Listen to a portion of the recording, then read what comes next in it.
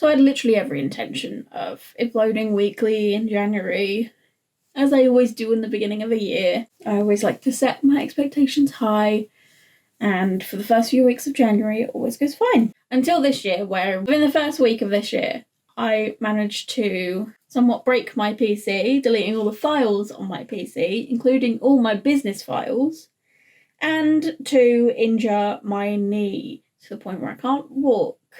And that happened in week 1. So here we are, at a January wrap-up, with a lot of books in it, mind you, but yeah, no videos beforehand. Oh well, we'll start again. We're just gonna try again. Simple as that. So, January wrap-up. Had a really mixed bag this time. There was a lot of good books, there was a lot of bad books. So, yeah. Let's just get stuck right into it. I'm going to do this from worst to best. So, I'll talk about the worst first, and then the best last, and that's cool. So, starting with what I consider to be my least favourite of the books I read this year so far would be Unfuck Your Brain by Faith G. Harper. I listened to this on audio, and I picked it up as I was kind of getting into the self-help kind of vibe this month. I was feeling pretty good, and I was kind of going for that kind of January reset kind of vibes with a lot of my reading.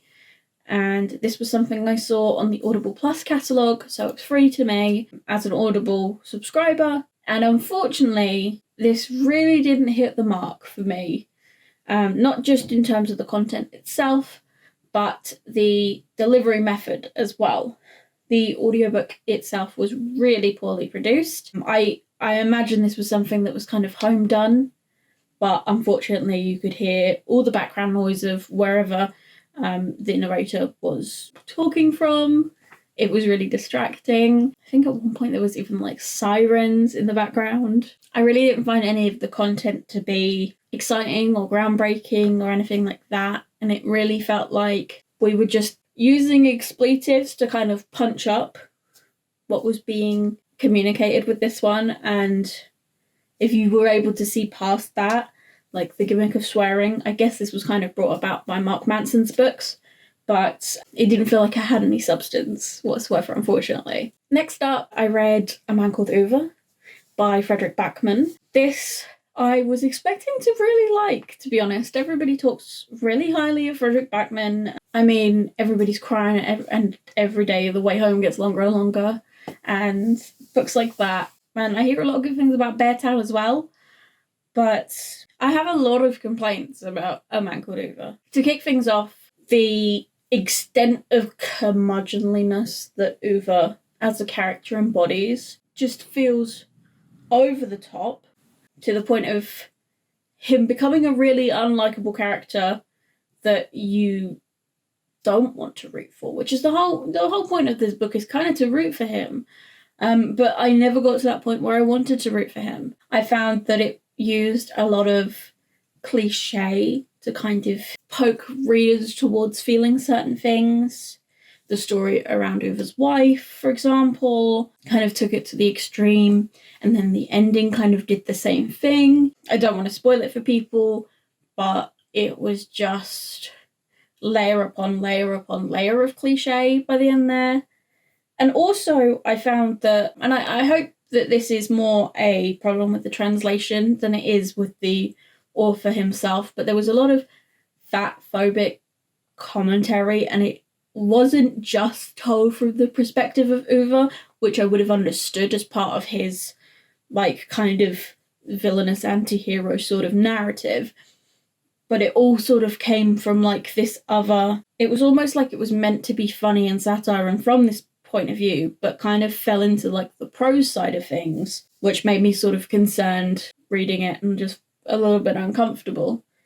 So, unfortunately, I really wasn't a fan of this. It didn't help that I was listening to the audiobook of this as I injured my knee. I mean, I'd already got to the point where I was like, I really don't like this, but still. Add insult to injury, quite literally. Next up, we have The 12-Week Year by Brian P. Moran. This was a book I'd actually been waiting to read for a very long time. I've seen a lot of content on YouTube around the 12-week year and planning in, like, the way of the 12-week year without having read it, and I think that was kind of a failure on my part, because now having gone and read it, I feel like I didn't learn anything from it, and I think that's why it fell flat for me. So I don't think that this is necessarily a bad book. It just, for me, I think I'd already taken away everything I needed to take away from that, having seen like the YouTube content around it. Following on in this sort of theme of self-help, we have The Power of Habit by Charles Duhigg. And for me, this one ended up feeling like a bunch of disconnected case studies, which didn't have any like through link or like any like summarized learnings that you could take from them. They were very separate case studies, and you never really got to the takeaways of it, really, in my opinion. I don't know, maybe I need a second read on this one. Next up, I read Highway with Green Apples by Bae Suah. I think you'll really like this one if you are big into Sally Rooney, maybe also having read some Miko Kawakami. I think if you fall into that Venn diagram, I think this is a really good read for you. It tells the story of a girl who is kind of in her early 20s and kind of clinging on to the lack of responsibility you sort of have as a teenager and as a child, and is finding it difficult to pull herself into the adult world. It does that Sally Rooney mundanity sort of thing really well. And I think also if you're a fan of I Want to Die But I Want to Eat Tteokbokki, this might actually be the perfect intersection between all three, whilst also being a fiction novel as opposed to non-fiction. For me, it kind of landed in the middle. I'm not the biggest Sally Rooney person, and I think the older I'm getting, the more I'm finding those sort of mundane, clinging on to certain times in a person's life, sort of coming of age novels. The older I'm getting, the more I'm finding them a bit samey and dry and not for me. And that's also reflected by my next read, which was Conversations with Friends by Sally Rooney. This might actually be my favourite Sally Rooney, but that's still not saying much. I think that books are fine. I have no problem with them. But unfortunately for me, the style of mundanity and also the storylines, I don't find myself diving with the storylines very much either. For those that don't know, Conversations with Friends tells the story of a girl who is kind of brought into the world of this writer and actor couple, and she finds herself enamored by the husband, who is the actor, and they begin to engage in a extramarital affair. And as part of this, our protagonist kind of gets forced into the adult world of dealing with consequence and all that sort of stuff. And I don't think she's particularly ready for it, and she doesn't want to be ready for it. And it kind of revolves around that. I can see why people like it, but again, unfortunately not for me. Next up, I read Moonstruck Volume 1. This is a comic about basically like a reality where mythical creatures are just part of the everyday sort of scene, and we follow a werewolf protagonist as she sets foot into the dating world and ends up amidst a weird mystery. I thought this was really cute, the art style was great, and I really enjoyed the kind of romance subplot that ran through it all. I think I needed a bit more plot to kind of really be sold on it, but I'm sure I'll get that through the rest of the comics. So not bad at all. Definitely going to continue with the series. And yeah. Next up we have The Wisteria Society of Lady Scoundrels by India Holton. This is kind of like Pirates and Bridgerton, kind of having a little book baby. Basically, we follow a girl named Cecilia, whose father is a pirate and whose mother is also kind of a pirate, but the pirate society for women is more high society, more about feminine values, whilst also having the kind of thievery and scoundrel sort of behaviours kind of mixed in. Also has a very main romance element, and I think this was a lot of fun.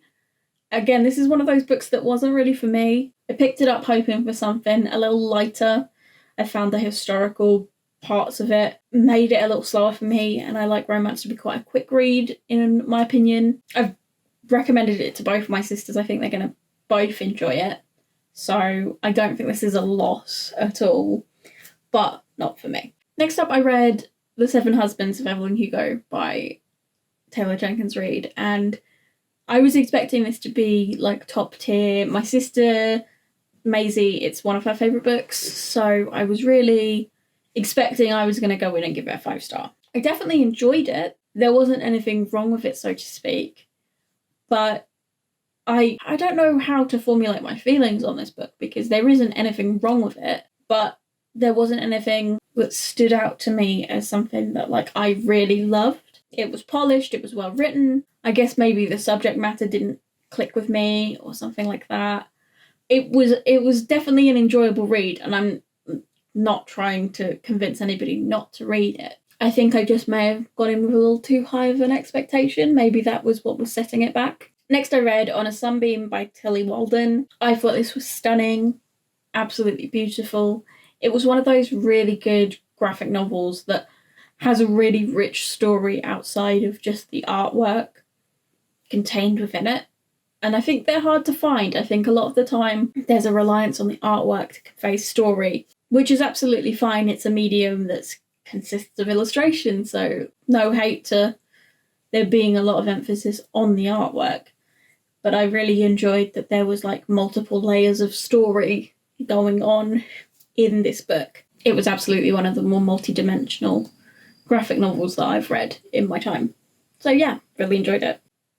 Next, I read Feel Good Productivity by Ali Abdaal. I have watched him on YouTube here and there for years, and I picked this up as part of my self-help marathon, so to speak. And I feel like this probably came out the victor of all of the self-help books I did read. There was a real emphasis on enjoyment that I think gets pulled away from the productivity scene. And while maybe some of what was said in the book was maybe common sense or maybe common knowledge, I guess, it still felt kind of novel to hear it coming from a self-help book. Next, I read A Magic Steeped in Poison. This is by Judy Eileen, and it tells the story of a woman who uses tea as a form of magic. I found the elements of tea brewing to be really interesting as somebody who likes tea and has taken somewhat of an interest into tea blending and interesting tea blends. I definitely found it interesting. The prose kind of felt a little immature at the beginning. I think something I found that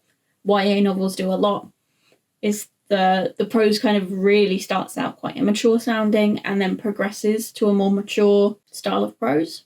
I think that's what the successful ones have done. Sometimes the older I get, the harder I find it to get through the kind of immature stage, but I'm glad I got through it with this one. There was a really interesting political side to the novel that I found really interesting, and I think I'm actually going to pick up the sequel as well. Next, I read Send Nudes by Sabaa Sams. This is a short story collection revolving around young women and girls. To say this one's messed up might be a bit of an understatement. The opening story, Tinderloin, was one of those short stories that kind of smacked you into the reality that the author was trying to portray. And from there, it just carried on. I've not actually heard too much about this short story collection, so I'm intrigued to see how many other people have actually read it. I think more people should.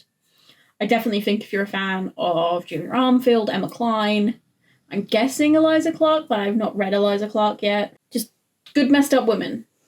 Good messed up women. You're in for a treat with this short story collection. Speaking of Emma Cline, I read The Guest. This tells the story of Alex, who has a history of dating people based on their social standing for the sake of survival, I suppose. However, at the point that we meet Alex, she has taken it too far with a previous lover and is trying to escape that. In the process of doing so, she wrecks a bunch of people's lives, and it's an interesting look at the upper classes through a lens that isn't quite the poverty line, but is still definitely separate from the lives that these people are living. I really enjoyed this. I thought it was really good, and I'm very interested to read The Girls after reading this. Next up, I read Salt Slow by Julia Armfield. Having read Our Wives Under the Sea last year, I was very excited to get my hands on any Julia Armfield I could. And this is all we've got at the moment. Private Rights is coming out in June. I'm going to the launch event, and yeah, I can't wait. But this is a short story collection, kind of in a similar vein to Send Nudes. I read this one first, actually. This one, I think, might be my second favourite short story collection of all time. It kind of pushed Sayaka Murata Life Ceremony down, and I did really enjoy Life Ceremony. So there's that.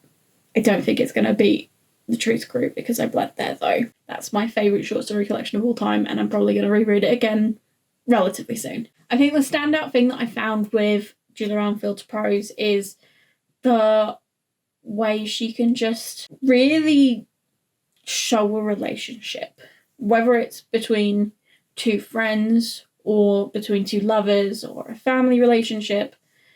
There's something about the way she portrays relationships that's really unique and feels kind of scarily real, if that makes sense.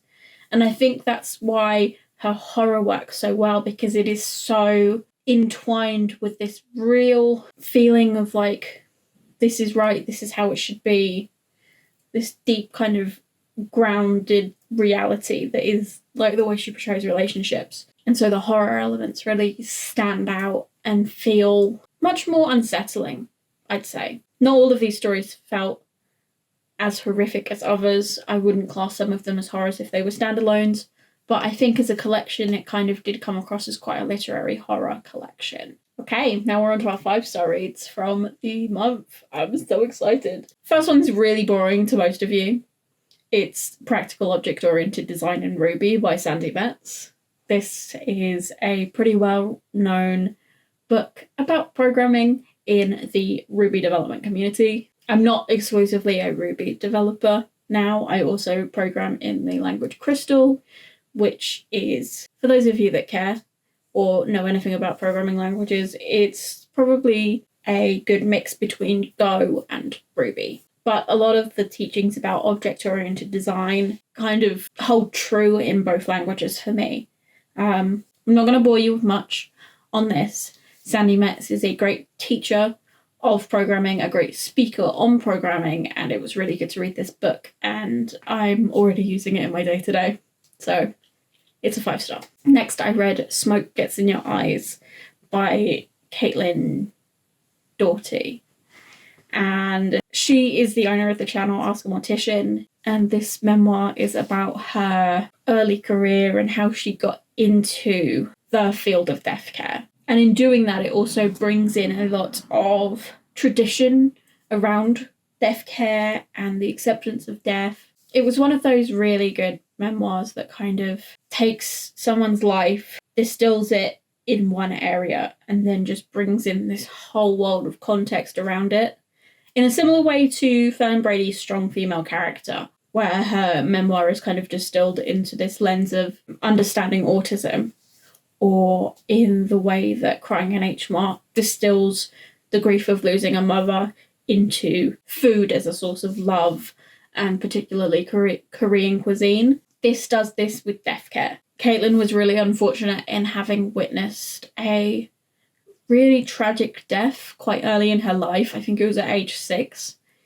And it's definitely shaped the way she views death and accepting grief and death and the end of a person's life. And it was really interesting to see that. And obviously, having lost people myself, losing my father when I lived quite a way away from him and all that sort of stuff, it definitely brought home some feelings, for sure. At this point, I'm going to jump in and also say that I read volume 1 of The Way of Kings, which I'm considering my 20th book. I've read 19 books in their entirety in January, and even though The Way of Kings volume 1 is its own entire book, I'm not really counting it properly. This is a reread for me. I read The Way of Kings back in 2020. It was one of the first books that really got me back into reading, but originally I had just listened to it through audio. I really wanted to challenge myself to read it physically for the first time with no audiobook aid whatsoever. I was hoping to get it all done in the month of January.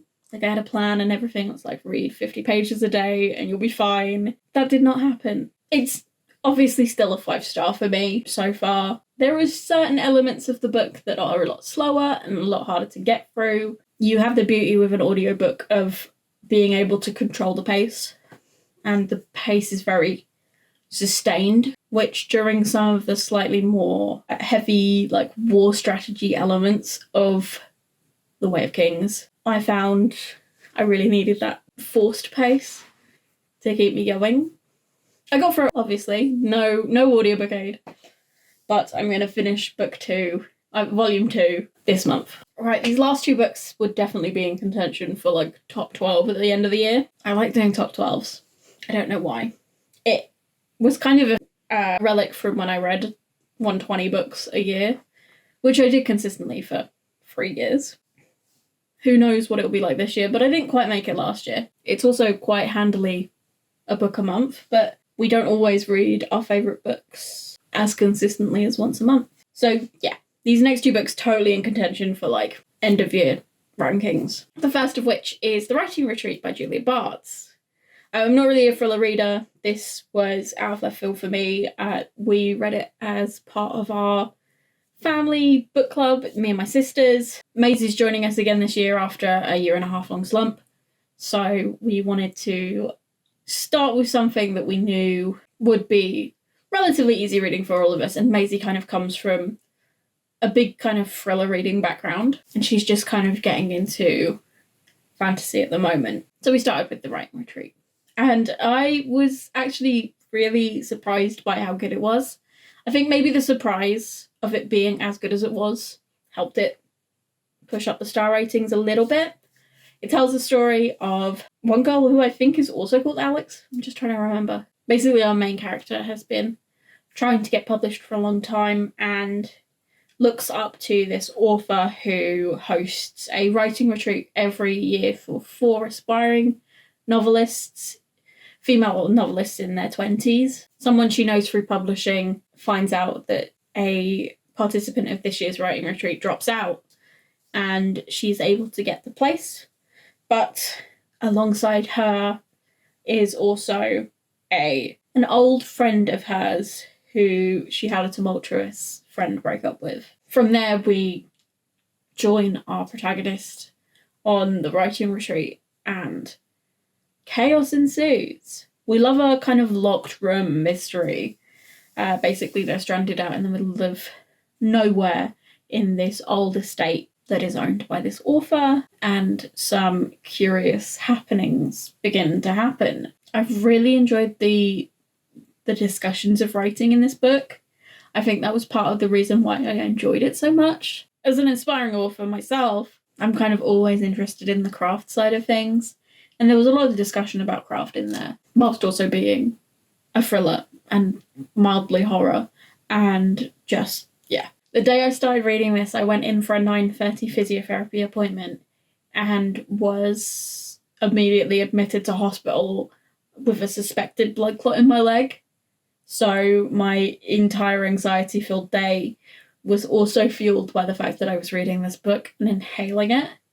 It was the only thing I think that was keeping me sane throughout this time, because I was on my own. I thought this was going to be like a routine half-hour appointment, and I spent the entire day in hospital waiting around for blood tests and ultrasounds and all this sort of stuff for it to come back false. So maybe the atmosphere also kind of bolstered it up. Also, try and avoid getting a ultrasound on your leg if you can. That was painful, especially following an injury. God, the sun's come out. I look like half a person right now. Oh well, we're so close to finishing that I'm not gonna wait. The final book that I read this year so far, I keep saying this year, but the final book that I read this month was Mother for Dinner by Shalom Auslander. And it was literally the first book I read this year. Literally the first book. And I know immediately that it's a new favourite. It was so good. It was this really interesting satire about kind of religion and identity, but told through the lens of a character who was raised as a Catholic. No, not a Catholic. Oh, Freudian slip. They were raised as a cannibal American. And although him and his siblings had tried to escape their upbringing and live a normal life in America. Their mother dies, and as per tradition, it is up to them to eat their mother's remains. And I just thought it was fantastic, and I don't want to go any further than that because it's just so good. It's so interesting and so funny as well. Deeply sarcastic and witty and dry. I want to reread it again and find all the jokes that I missed the first time as well. Like, you know how you can do that with movies? I kind of want to do that with this book. So yeah, that's a top tier book for me. And that was all the books that I read in January of 2024. Got some good ones coming up this month. I'm currently filming a romance vlog where I stop when I get a 5-star read. We're not there yet, clearly, as I'm still recording it. But yeah, we've also got some fun vlogs around some kind of craft projects that I plan to do towards the end of the month, as well as other reading fun bits. So yeah, stick around for that. I just leave you to say thank you all for watching, and let me know what your favourite books were from this month, and I will see you in the next one.